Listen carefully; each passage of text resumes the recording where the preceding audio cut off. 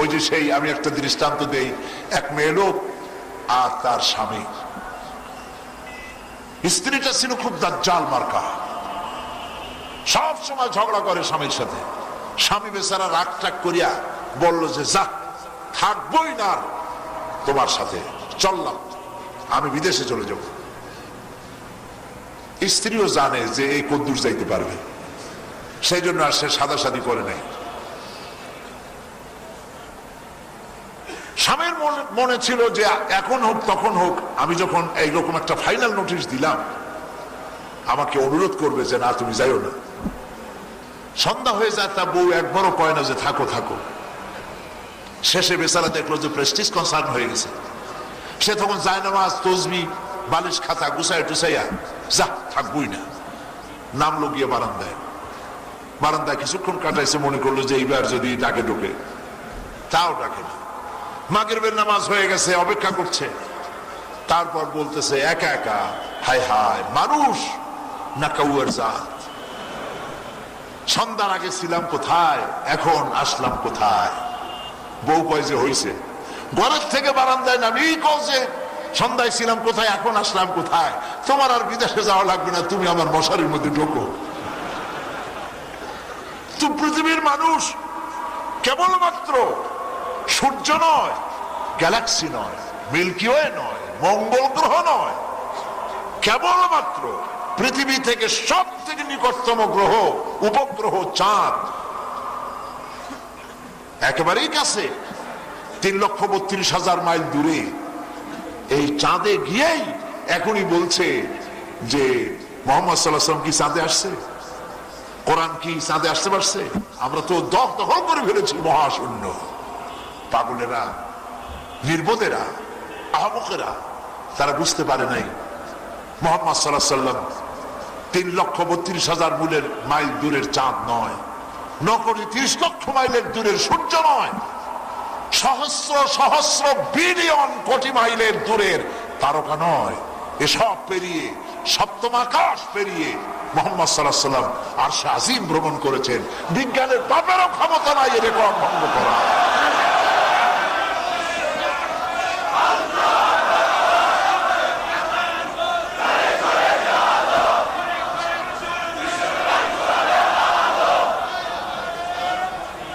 আল্লাহ পাক রব সৃষ্টি করেন, প্রতিপালন করেন। আপনি সাবমেরিন বানিয়েছেন, কিন্তু সাবমেরিন বানালেন কি দিয়ে? লোহা দিয়ে বানাইছেন। শিখছেন কোথায়? আমি সাবমেরিনে চড়েছি। সাবমেরিন, দ্বিতীয় বিশ্বযুদ্ধে যে সাবমেরিন ব্যবহার করা হয়েছে, সেই সাবমেরিন পোর্টসমাউথে রয়েছে। সেই সাবমেরিনের ভেতরে আমি ঢুকে দেখেছি। সাবমেরিন পানিতে ডুবে যায় কিভাবে? তার পানির ট্যাঙ্কি আছে, সেই ট্যাঙ্কির ডালা খুলে দিয়ে পানি প্রবেশ করায়। যখন পরিমাণ মতো পানি এসে যায়, তখন আস্তে করে এটা পানির মধ্যে ভারে ডুবে যেতে থাকে। যখন সেই পানির তলা থেকে উঠতে চায়, তখন ডালাটা উঠে পাম্প করা হয়। সেই পাম্পের মাধ্যমে পানি ফোর্সে উপরে চলে যায়। আস্তে করে ওজন কমতে থাকে, সাবমেরিন আস্তে করে উপরে ভাসতে থাকে। কোথায় পেল এই বুদ্ধি? সাবমেরিন তৈরি করার বুদ্ধি তিমি মাছের কাছ থেকে নেওয়া হয়েছে। তিমি মাছের পিঠের উপরে থাকে বিরাট ঢাকনা, হাজার হাজার গ্যালন পানি সে ঢাকনা উঁচু করে ভেতরে গ্রহণ করে। যখন পরিপূর্ণ হয়ে যায়, আস্তে করে ভারে পানির মধ্যে সে তলিয়ে যায়। পানির ভিতরে সাবমেরিনের মতো চলে। যখন উপরে আসতে চায় অক্সিজেন নেওয়ার জন্য, তখন ডালা উঠে দিয়ে সে নিজে পাম্প করে।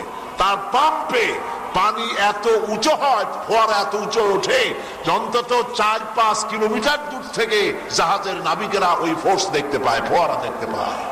এভাবে পানি সরিয়ে দিয়ে আস্তে করে 3 মাস উপরে ভেসে আসে। আল্লাহর জিনিসগুলি আছে বলেই মানুষ এগুলি দিয়ে চিন্তা করে করে করতে পারছে। পাখিরা ওড়ে, মানুষও আজ উঠতে পারছে।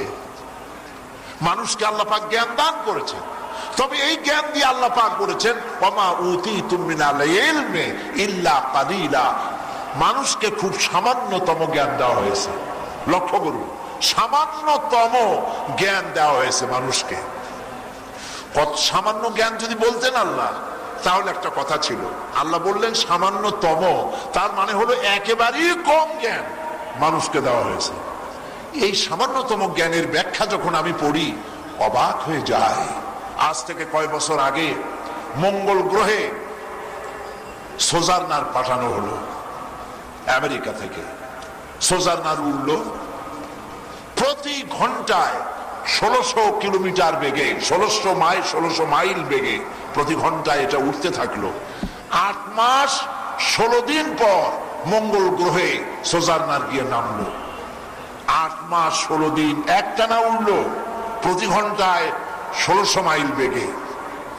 এরপরে সেখানে যাওয়ার পর সোজারনার ফেটে গেল ডিমের মতো করে। ভেতর থেকে 4 চাকার 6 কেজি ওজনের একটা গাড়ি বেরিয়ে এলো। সেই গাড়ির মধ্যে ছিল পাওয়ারফুল ক্যামেরা। সেই ক্যামেরা দিয়ে ছবি তুলতে লাগলো। আর হিউস্টন নাসা মহাশূন্য গবেষণাগারে, যেখান থেকে তাকে প্রেরণ করা হয়েছিল, ওইখানে সে ছবি ক্যাচ করে করে ট্রান্সমিট করতেছিল। এখানে বিজ্ঞানীরা বসে বসে পৃথিবী থেকে 49 কোটি মাইল দূরে, 49 কোটি কিলোমিটার দূরে অবস্থিত মঙ্গল গ্রহে সোজারনার কিভাবে চলছে সেটা দেখতে পাচ্ছে, মনিটরিং করছে। দেখতে পেল যেটা চলতে গিয়ে পাথরের ধাক্কা লেগে পড়ে গিয়েছে কাত হয়ে, আর ছবি তুলতে পারছে না। 49 কোটি কিলোমিটার নিচের থেকে বৈজ্ঞানিকেরা তারা মনিটরিং করে এটাকে সহজ করে দিল, তার চলার পথকে। আবার সোজা হয়েছে, চলতে পারলো। আল্লাহ পাক বলছেন ওয়ামা উতীতুম মিনাল ইলমি ইল্লা কালিলা, মানুষকে খুব সামান্যতম জ্ঞান দান করা হয়েছে। চিন্তা করুন, এই যদি হয় সামান্যতম জ্ঞান, তাহলে আল্লাহর জ্ঞান কত বিশাল। মানুষ কদ্দূর গেছে?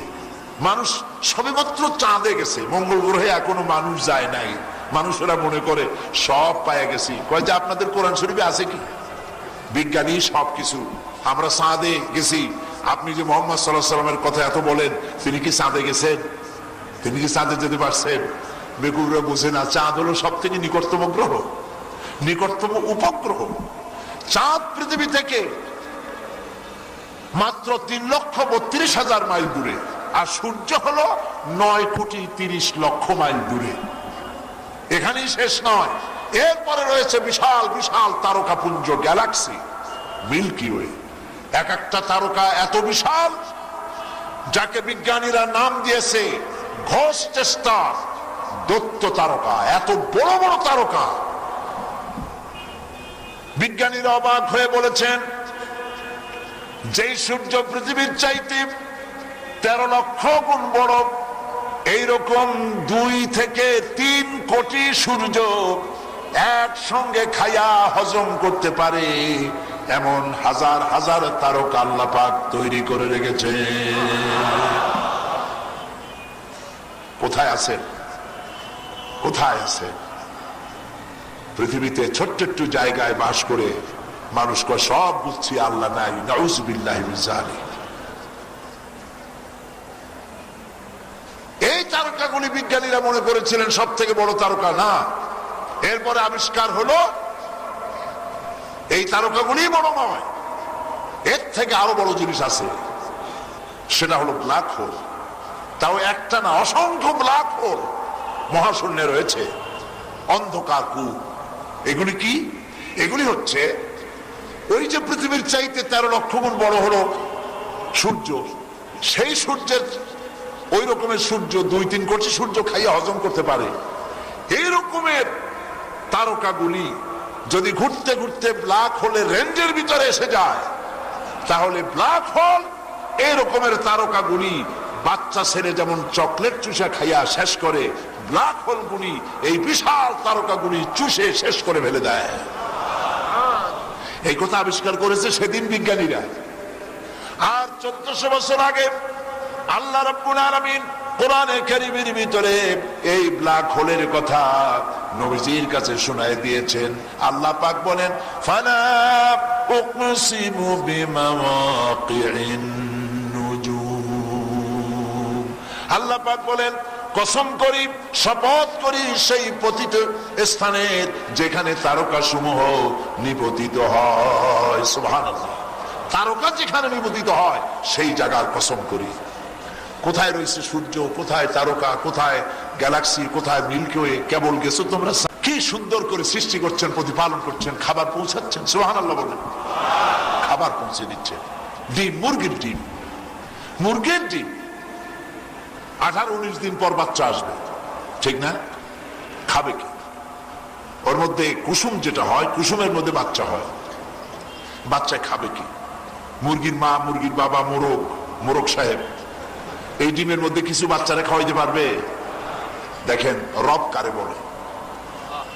মুরগির ডিমের ভিতরে, প্রত্যেকটা ডিমের ভিতরে কুসুম থাকে, আর একটা সাদা অংশ থাকে। কুসুম দিয়ে বাচ্চা হয়, বাচ্চা হলে প্রাণ আসে, সে খাবে কি? এই জন্য আল্লাহ রাব্বুল আলামিন ডিমের বাইরে, কুসুমের বাইরে যে সাদা অংশ রেখেছেন, এটা হলো তার প্রোটিন, তার খাবার। মুরগির বাচ্চা, পাখির বাচ্চা ডিমের ভিতরের সাদা অংশ খেতে খেতে যেদিন তার খাওয়া শেষ হয়ে যায়, শরীরও পরিপূর্ণতা হয়ে যায়, সেদিন ঠোঁটের আঘাত দিয়া বাইরের পর্দা ফেটে বেরিয়ে আসে। কে করেছে এই খাবারের ব্যবস্থা? কে করেছে? আল্লাহ রাব্বুল আলামিন, সুবহানাল্লাহ বলেন। তিনি হচ্ছেন রব্বুল আলামিন। সাইবেরিয়ান দ্বীপপুঞ্জ থেকে শীতের সময় অতিথি পাখিরা আছে আমার দেশে, সুনামগঞ্জে, আরো কোথায় কোথায় আসে আমি জানি না। সুনামগঞ্জ কোথায়? সিলেটে সুনামগঞ্জে আছে কোটি কোটি, লাখ লাখ, কোটি কোটি পাখি। এই পাখিগুলির কাছে কোনো কম্পাস নাই, কোনো মানচিত্র নাই। স্টিমারগুলি সমুদ্র দিয়ে চলে কম্পাস দিয়ে, রাডার দিয়ে, আর মানচিত্র দিয়ে। মানচিত্র দেখে, কম্পাস দেখে দিক নির্ণয় করে চলে। সাইবেরিয়ান দ্বীপপুঞ্জে যখন শীত আসে, শীত আসার আগেই, শীতকালে কয় তা তো আমরা বুঝি না। আল্লাহ, বাংলাদেশ আল্লাহর এক রহমতের দেশ, আলহামদুলিল্লাহ। এখানে শীত গ্রীষ্ম কম। শীতকালে কয় তা বুঝবেন না আপনারা, শীত কাহাকে বলে এবং কত প্রকার। থুতু ফেললে বরফ হয়ে যায়, পেশাব করলে বরফ হয়ে যায়, এরকম ঠান্ডা। -40 ডিগ্রি, -50 ডিগ্রি, কি অবস্থা! এই প্রচন্ড ঠান্ডার মধ্যে পাখি মারা যাবে। কে বুদ্ধি দিল পাখিরে? সাইবেরিয়ান দ্বীপপুঞ্জ থেকে মহাকাশের উপর থেকে উড়ে উড়ে, পাহাড়ের উপর থেকে উড়লো, সমুদ্রের উপর থেকে উড়লো, নদীর উপর থেকে উড়লো, মরুভূমির উপর থেকে উড়লো, হাজার হাজার মাইল দরিয়া, নদী, সাগর, মরুভূমি পাড়ি দিয়া জায়গা মতো সুনামগঞ্জে পৌঁছায় দিলেন কে? কে দিলেন? মাঝখানে কেউ তাদেরকে বলে নাই এই পথে যাও, সে পথে যাও। মানচিত্র নাই, কম্পাস নাই, ঠিক মতো পৌঁছে গেল। আবার যখন শীত কমে গেল, আবার তাদের আবাসস্থলে আবার তারা ফিরে গেল। ঠিক কিনা? ঠিক কিনা? এই জন্য আল্লাহ রাব্বুল আলামিন মানুষকে জ্ঞান দান করেছেন বোঝার জন্য, চিন্তা করার জন্য। তাই আল্লাহ পাক বলেছেন, আল্লাযীনা ইয়াযকুরুনাল্লাহা কিয়ামান ওয়া কুউদান ওয়া আলা জুনুবিহিম ওয়া ইয়াতাফাক্কারুনা ফি খালকিস সামাওয়াতি ওয়াল আরদ। দাঁড়ানো অবস্থায়, বসা অবস্থায় আর সব অবস্থায় যারা আমার স্মরণ করে, তারা বলে, রব্বানা মা খালাকতা হাযা বাতিলা সুবহানাকা ফাকিনা আযাবান নার। যারা নাকি জ্ঞানবান, বুদ্ধিমান, তারা কি করে? দাঁড়ানো অবস্থায়, বসা অবস্থায়, সব অবস্থায় তারা আমার জিকির করে, আমার স্মরণ করে, আর বলে, রব্বানা মা খালাকতা হাযা বাতিলা, কোনটাই নিরর্থক করে তৈরি করো নাই, সবটাই তুমি আমাদের কল্যাণের জন্য তৈরি করেছো। এই দেখুন বাতাস, কোনটা শুকরিয়া আদায় করবেন? আল্লাহ যে রব, এটা বোঝার জন্যই, তার শুকর আদায় করার জন্যই নামাজের সূরা ফাতিহাকে পড়া ওয়াজিব করা হয়েছে, ফরজ করা হয়েছে। সুবহানাল্লাহ বলে। বাতাস থেকে আমরা অক্সিজেন গ্রহণ করি, আর এই অক্সিজেনকে কার্বন ডাই অক্সাইড করে ছেড়ে দেয়, ঠিক কিনা বলে? ঠিক কিনা? প্রতি মুহূর্তে আল্লাহর সৃষ্টি জগতের কোটি কোটি প্রাণী তারা নাকের থেকে মুখের থেকে আল্লাহর বাতাসগুলিকে, বাতাসের ভিতর থেকে অক্সিজেন টেনে নিয়ে কার্বন ডাই অক্সাইড করে ছেড়ে দেয়। এগুলিকে পরিষ্কার করার, পরিচ্ছন্ন করার, ক্লিন করার কোন মেশিন পৃথিবীতে নাই। আল্লাহ যদি পরিষ্কার না করতেন সমস্ত প্রাণী মারা যেত। আপনার আমার, আপনি আমি বাতাস থেকে অক্সিজেন নিলাম, এটা ছেড়ে দিলাম, আর এই অক্সিজেন, এই খাদ্য হলো সমস্ত গাছের যত সবুজ রং, ঘাস, পাতা, লতা, এগুলি খেলো, এগুলি তারা খায়, আর এগুলি আবার তারা অক্সিজেন করে বের করে দেয়। এ দিয়ে মানুষের পৃথিবীতে প্রাণীকুল আল্লাহ পাক বাঁচায় রাখেন। সুবহানাল্লাহ। আল্লাহ পাক এভাবে করে বাতাসের বিরাট স্তর মাথার উপরে ছড়ায় রেখেছেন। এরপরে মানুষ পৃথিবীতে খাবে, খাবারের জন্য আল্লাহ পাক ব্যবস্থা করেছেন। সুবহানাল্লাহ। খাবারের জন্য পানি একটা বিরাট ব্যাপার। পানি হলো জীবন। পানির নাম কি বলেন? পানির নাম কি? সেই পানি যদি ঢাকা শহরে 10 ফিট উঁচু হয়ে আসে, নাম হবে কি? মরণ।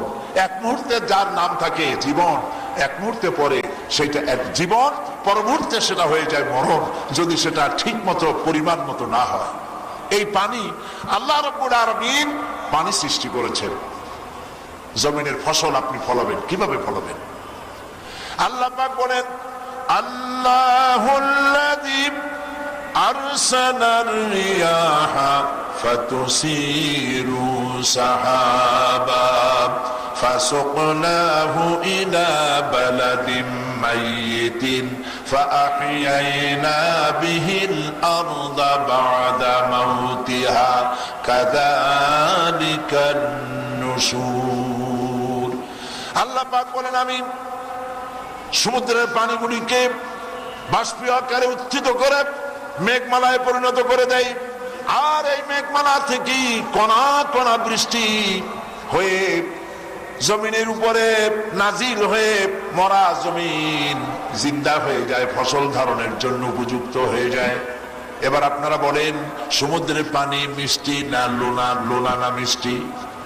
বলে লোনা। সমুদ্রের পানিগুলিকে বাষ্পীয় আকারে উত্থিত করে মেঘমালায় পরিণত করে দেয়, আর এই মেঘমালা থেকে কণা কণা বৃষ্টি হয়ে জমিনের উপরে নাজিল হয়ে মরা জমিন জিন্দা হয়ে যায়, ফসল ধারণের জন্য উপযুক্ত হয়ে যায়।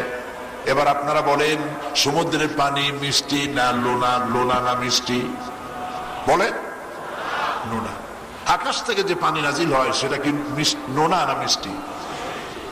আল্লাহ পাক এখানে বলেন, লাউ নাশাউ জাআলনাহু উজাজান ফালাউলা তাশকুরুন। এ বান্দা, ইচ্ছে করলে আকাশ থেকে আমি নোনা পানি নাজিল করে দিতে পারতাম। নোনা পানি না দিয়ে নোনা পানি উঠায়া তার লবণাক্তকে দূর করে দিয়ে পানিকে মিষ্টি করে নাজিল করে দিলাম। ফালাউলা তাশকুরুন, কেন আল্লাহ পাকের শুকর আদায় করো না? আল্লাহ পাক এর শুকর হিসাবে বান্দার কাছ থেকে চান, বান্দা বলো আলহামদুলিল্লাহি রাব্বিল আলামিন। পড়েন সবাই, আলহামদুলিল্লাহি রাব্বিল আলামিন। জমিন, মরা জমিন জিন্দা হয়ে গেল, ধানের বীজ বপন করা হলো, গমের বীজ বপন করা হলো। আল্লাহ পাক জিজ্ঞেস করলেন, আনতুম আনশাতুম শাজারাতাহা আম নাহনুল মুনশিউন। এই গাছগুলিকে, চারাগুলিকে মাটির থেকে কে উৎপন্ন করে দিল? তুমি দিলে না আমি দিলাম? কে দিল বলেন? কে দিলেন? আফারাআইতুমুল মাআল্লাযী তাশরাবুন أأنتم أنزلتموه من المزن أم نحن المنزلون। এই যে তোমরা পানি পান করো, এই আকাশ থেকে যে পানি নাজিল হয়, এই যে পানি তোমরা পান করো, এই পানি কে নাজিল করলো? তুমি করছো না আমি করছি? আল্লাহ প্রশ্ন করছেন, জবাব দেন কে করেছেন? জবাব দেন কে করেছেন? আল্লাহ পাক বলছেন, আমি এই পানিগুলিকে মিষ্টি করে তোমার জন্য অবতীর্ণ করলাম। এখন তুমি বলতে পারো, মানুষ বলতে পারে, আল্লাহ যদি পানি না দেয় তো আমাদের অসুবিধা কি? আমরা টিউবওয়েল দিয়ে পানি মাটির তলা দিয়ে উঠে নেব, বৃষ্টির পানি না হলে কি হবে? মানুষ বলতে পারে না এমন কথা? পারে। এমন কথা যদি মানুষ বলে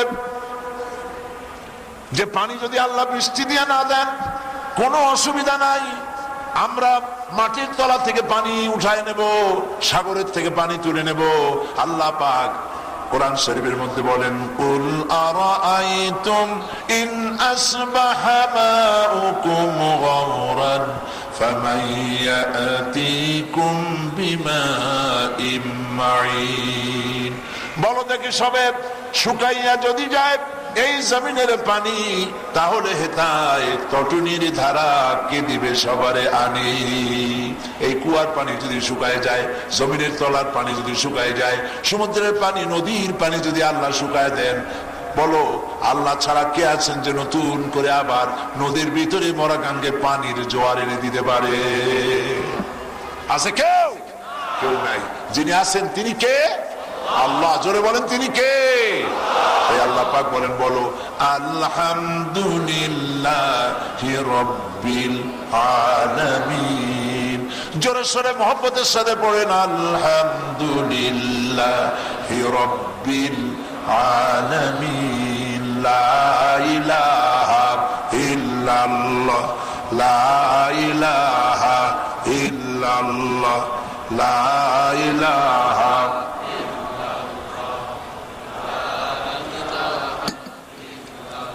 জবান ছেড়ে দিয়ে মোহব্বতের সাথে বলেন, লা ইলাহা ইল্লাল্লাহ, লা ইলাহা ইল্লাল্লাহ, লা ইলাহা ইল্লাল্লাহ, লা ইলাহা ইল্লাল্লাহু মুহাম্মাদুর রাসূলুল্লাহ। আল্লাহ পাকের এই সব নিয়ামত, পানি, খাদ্য এবং পানি, একটু দেরিতে পাইলে অসুবিধা হয় না। 3 দিন 5 দিন 6 দিন 7 দিন মানুষ না খায় থাকতে পারে। পানিও কয়েক ঘন্টা বা 2-3 দিন না খায় থাকা যায়, কিন্তু বাতাস না হলে এক মুহূর্তও চলে না। ঠিক কিনা বলেন? জোরে বলেন ঠিক কিনা? আল্লাহ পাকের কুদরত দেখেন, যে জিনিস প্রাণী জগতের সব থেকে বেশি এসেনশিয়াল, সব থেকে বেশি জরুরি, সেই জিনিসগুলি আল্লাহ হাতে রেখে দিয়েছেন, নিজের হাতে। এগুলি কোন মানুষের হাতে দেন নাই, কারণ মানুষ খুব বেকায়দার চিজ। সুযোগ পাইলেই কয় ভাতে মারবো, পানিতে মারবো। এই মানুষের হাতে যদি বাতাস দেওয়া হয়, অক্সিজেন দেওয়া হয়, তাহলে বলবে আমার দলে আসো, তা না হলে পানি আর বাতাস বন্ধ। ঠিক কিনা?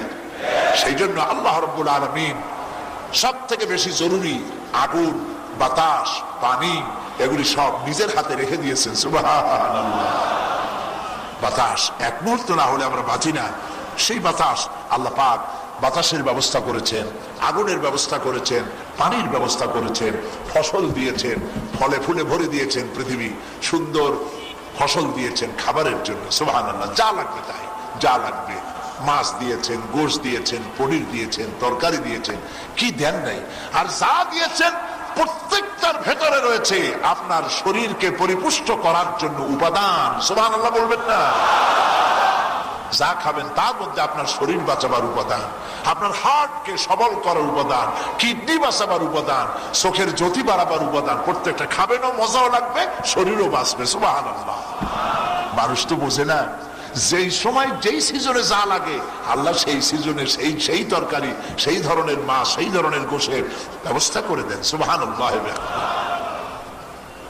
কোনটা বলবো, কোনটা বলবো? আমাদের জন্য আপনারা লক্ষ্য করেছেন, কার্তিক মাস, অগ্রহায়ণ কার্তিক মাস, এই সময় কলেরার প্রাদুর্ভাব হয়। সেই সময় আল্লাহ রাব্বুল আলামিন কদু দিয়েছেন, লাউ দিয়েছেন। এখন তো 12 মাস জন্মানো হচ্ছে লাউ। ফাল্গুন চৈত্র মাসে পক্স এর প্রাদুর্ভাব হয়, সেই জন্য ওই সময় সজনা তরকারি, উস্তা, করলা এগুলি দেওয়া হয়েছে, বড়ই দেওয়া হয়েছে, এগুলি পক্সের প্রতিষেধক। সুবহানাল্লাহ কইতে ইচ্ছে করে না। চিকিৎসা বিজ্ঞানীরা বলেছেন কদু যদি কেউ খায়, লাউ, যতক্ষণ পেটে থাকবে কলেরার সাপ শরীরে প্রবেশ করবে না। আল্লাহর এত বড় নিয়ামত খাইয়া আল্লাহ শুকর আদায় করে না। এই লাউ খায় আর বলে স্বাদের লাউ বানাইলো কি জেনে, আগা খাইলাম ডগা খাইলাম, শুকর আদায় করলাম না। এই হলো মানুষের অবস্থা। আল্লাহ পাক বলছেন এগুলি সব আমি করি, আমি খাওয়াই, আমি পড়াই। কে খাওয়ান? জোরে বলেন, কে খাওয়ান? কোরআনে কারিমে আল্লাহ পাক বলেন ওয়ামা মিন দাব্বাতিন ফিল আরদি ইল্লা আলাল্লাহি রিজকুহা। এই পৃথিবীতে এমন কোন বিচরণশীল জীব নাই যে জীবের রিস্কের দায়িত্ব আমি আল্লাহ গ্রহণ করি নাই। সমস্ত প্রাণী রিস্কের দায়িত্ব কার? আল্লাহ পাকের। ছোট্ট পাখির বাচ্চা থাকে, মা খাবারগুলি নিয়ে আসে, মুখের মধ্যে রেখে দেয়, মায়ের মুখের মধ্যে খাবারটা থাকে, নরম হতে থাকে, আস্তে করে বাচ্চার মুখে তার ক্ষুধা যখন লাগে নিজের ঠোঁট দিয়ে বাচ্চারে খাওয়াই দেয়। দেখছেন? দেখছেন? এমনি এমনি হইলো না? বুদ্ধিটা আল্লাহ দিছে। কে দিছে বুদ্ধি? আল্লাহ দিয়েছে। আল্লাহ পাক এভাবে মানুষকে খাওয়ান, পড়ান। মানুষ মানুষের কাছে খাবার চায়, মানুষের কাছে পড়ার চায়, আসলে খেতে দেওয়ার, পড়তে দেওয়ার একমাত্র মালিক হচ্ছেন আল্লাহ। আল্লাহ আল্লাহ। লক্ষ্য করুন, এই পৃথিবীতে মানুষ বেশি না অন্যান্য প্রাণী বেশি? কারা বেশি? অন্যান্য প্রাণী বেশি। উই পোকা, তেলা পোকা, সার পোকা, আরশোলা, উরসুঙ্গা, এই যে বিভিন্ন ধরনের প্রাণী আছে, পতঙ্গ আছে, এগুলো বেশি না মানুষ বেশি? ওগুলাই বেশি। পাখি বেশি, জঙ্গলের প্রাণী বেশি। আপনার পেট কতটুকু, আপনিও কতটা খাইতে পারেন? গন্ডার, হাতি, তার দেখেন বিশাল বিশাল পেট। জঙ্গল ভরা হাতি, গন্ডার, অজগর, হরিণ, শূকর, বানর। আবার পানির ভিতরে রয়েছে ডলফিন, সি লায়ন, তিমি, বিশাল বিশাল মাছ, বিশাল বিশাল প্রাণী। খাবারগুলো কে দেয়? কে দেয়? আচ্ছা, কোনদিন কি আপনারা দেখছেন পত্রিকায় এরকম একটা খবর ছাপা হয়েছে যে এই বছর বাংলাদেশের সুন্দরবনে বাঘেরা, হরিণেরা খাবার না পাইয়া ক্ষুধার জ্বালায় 2000 হরিণ মারা গেছে,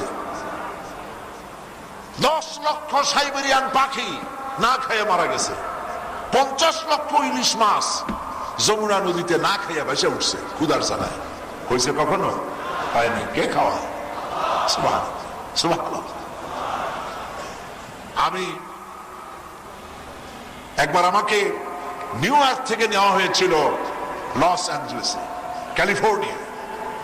সেখান থেকে সেন দিয়েগো, 300 কিলোমিটার দূরে সেন দিয়েগো, সেখানে সি ওয়ার্ল্ড, সমুদ্রে যা যা আছে সেখানে সেগুলি দেখানো হয়, ওগুলো দেখাতে আমাকে নেওয়া হয়েছিল। আমরা যে মাঠটায় বসে আছি, এরকম একটা, এর থেকে এত বড় বা এর থেকে একটু ছোট হবে একটা পুকুর, এর চতুর্দিকে অন্তত 20,000 লোক বসতে পারে এরকম অ্যারেঞ্জমেন্ট করা আছে।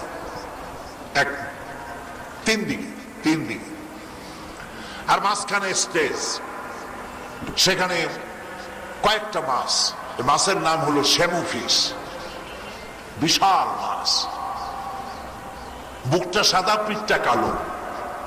যখন পানির উপরে ওঠে তখন মনে হয় আরব দেশের কোন প্রিন্স, সাদা জামার উপরে কালো আবা পরা।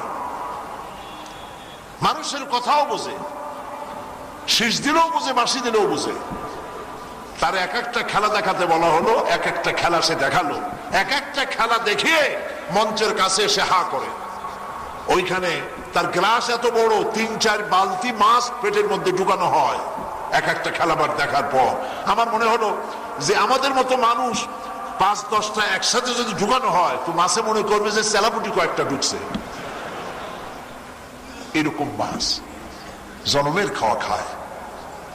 সমুদ্রের ভিতরে তিমি মাছ হলো সব থেকে বড়। নীল প্রজাতির তিমি প্রাণীতত্ত্ববিদরা বলেছেন ৫,০০০ টন পর্যন্ত হতে পারে ওজন এক একটার। তাহলে ৫,০০০ টন যদি হয় ওজন, তাহলে তার খাদ্য লাগে কত?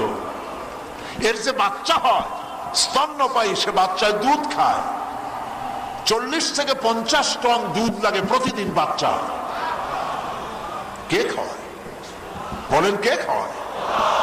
আল্লাহ রাব্বুল আলামিন বলেন, ওয়ামা মিন দাব্বাতিন ফিল আরদি ইল্লা আলাল্লাহি রিজকুহা।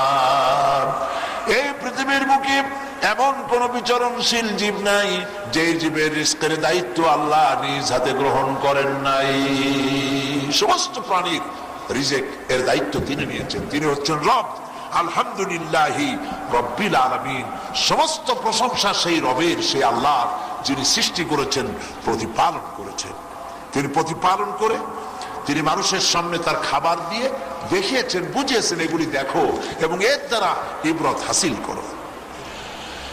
প্রিয় ভাই সব, আল্লাহ পাক কোরআনে কারিমে বলেন, সূরা ফাতিহার ভিতরে আল্লাহ পাক মানুষের জন্য এত সব কিছু দিয়েছেন আর বলেছেন এর দ্বারা শিক্ষা গ্রহণ করো আর ঘোষণা করো, আলহামদুলিল্লাহি রাব্বিল আলামিন।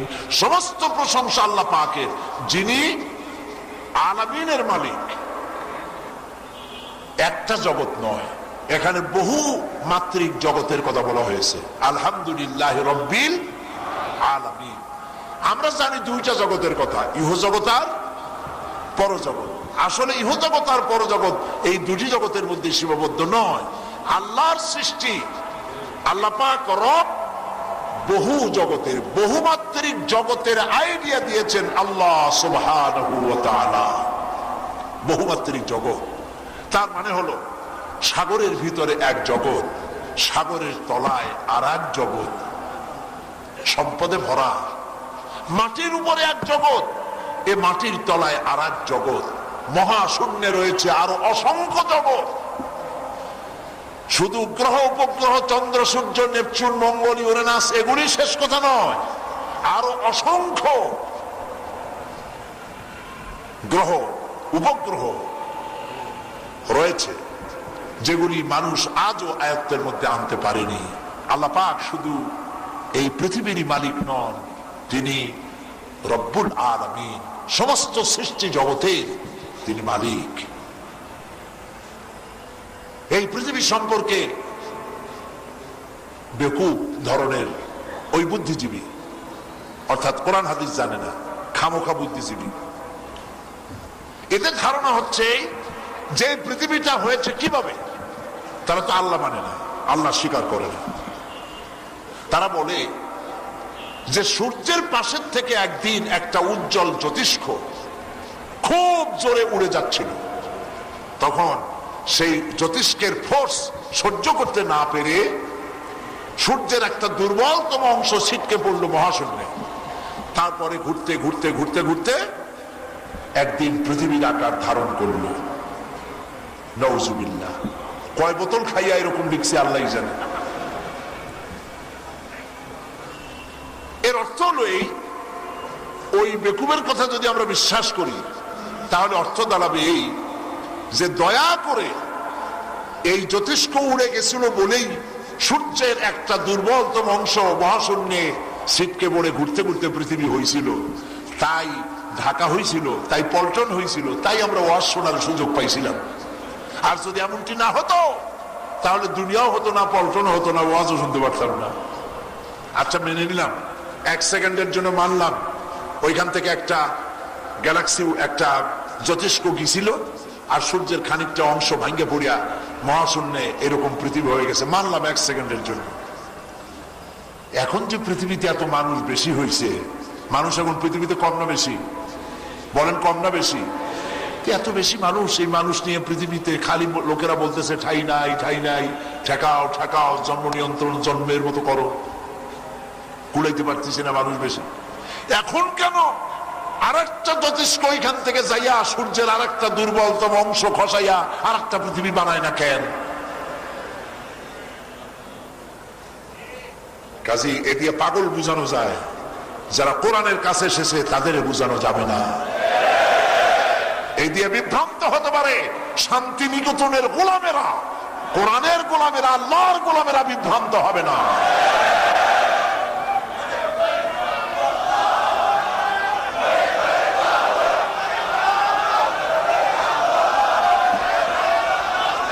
এই জন্য থামেন, এই জন্যই কোরআনে বাধা। কোরআন হলো বিজ্ঞানের উৎস। সুবহানাল্লাহ। যত বাধা সব কোথায়? কোরআনে। গত 5টা বছর যারা ক্ষমতায় ছিল সমানে কোরআন শরীফে বাধা দিছে। তাফসীর মাহফিল হতে গেলেই বাধা দিয়েছে। কারণ এই বাধা ওরা দেয় নাই, প্রথমে বাধা দিছে ওদের দাদা নানারা। আবু জাহেলরা বাধা দিছে আগে, আবু লাহাবরা বাধা দিছে আগে। কারণ কোরআন হচ্ছে বিজ্ঞানের উৎস। সুবহানাল্লাহ। যদি কোরআন লোকেরা বোঝে তাহলে পৃথিবীতে আর কারো কাছে যাবে না, শুধু কোরআন দিয়ে তার জীবনের উন্নতি হয়ে যেতে পারে।